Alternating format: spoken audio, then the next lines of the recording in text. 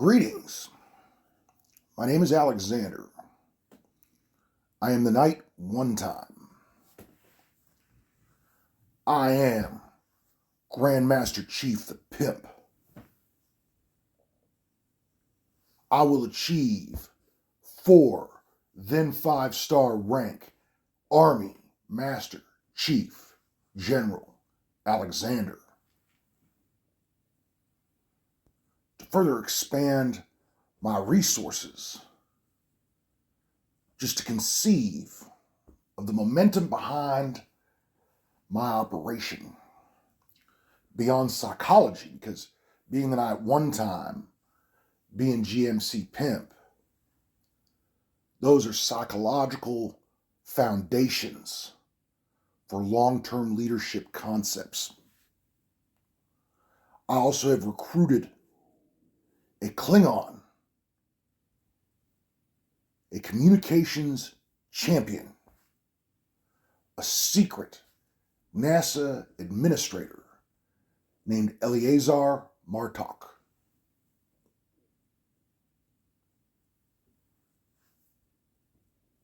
He's round-toothed. He doesn't look Klingon. It's a concept. It's a training module within. I'm going to take what I know about being a Klingon warrior and I'm going to input it into a round-toothed, pale-skinned human being, or maybe brown skin. I said pale skin, but we can go brown skin. We can find an Indian to do this. I'm not trying to superimpose skin color has anything to do with it. But let's get into it. Why did I bring up that I am Grandmaster Chief the Pimp? Because ultimately, what this is, for all of history, this is a weird guy from the internet that's decided to step out into the street and step to Carl Sagan astrophysics and speed of light analytics, and as part of how we map and determine our galaxy. I have scanned some of Carl Sagan's writings. They did not inspire me to invest in that level of knowledge. Around 2012, I was on Reddit a lot, and I was considering atheism. Or I was considering it as a concept. I was learning about it.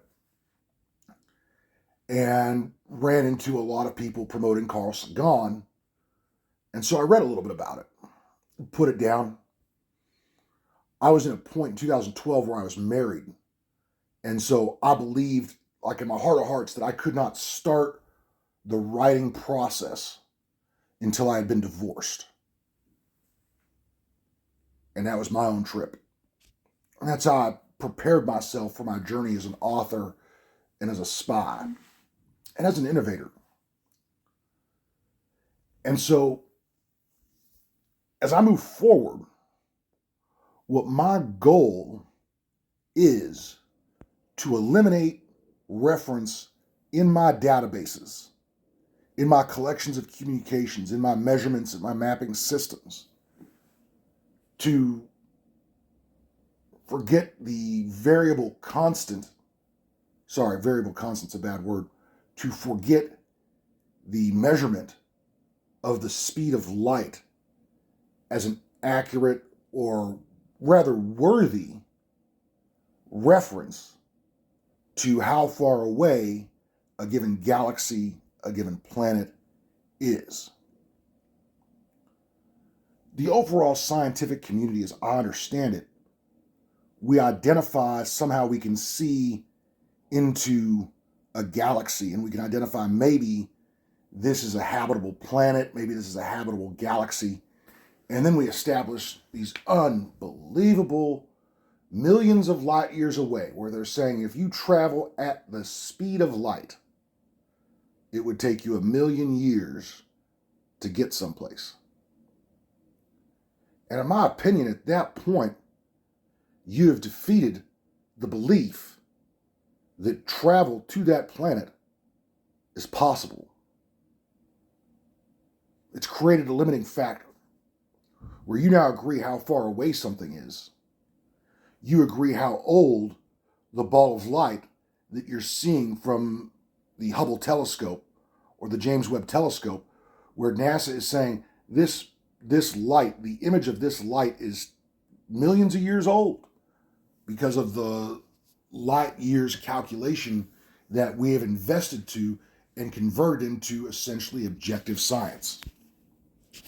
We're not really addressing it as a theory. Now, where I have achieved my momentum as a spy is by following the core concept that I returned to Albert Einstein as time is relative. And further, what I am adding to that is that in terms of mapping and connecting with other planets that have intelligent life forms that would like to meet us and potentially agree to trade terms,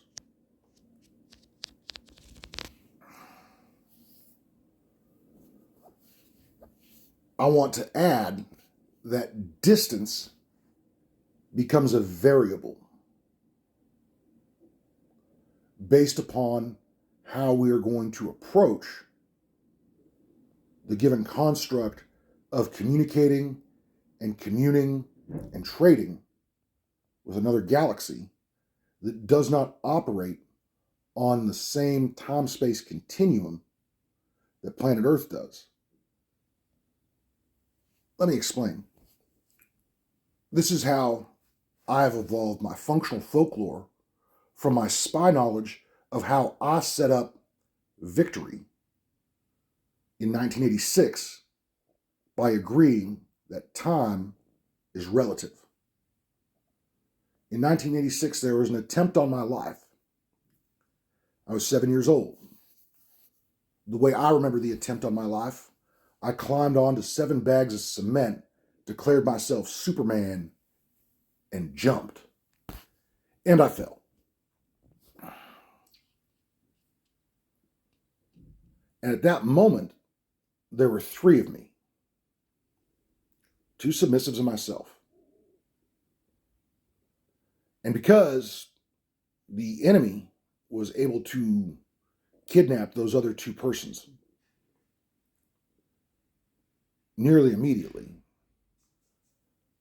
I decided that what I would do is begin by building 3 planets for humans to inhabit. And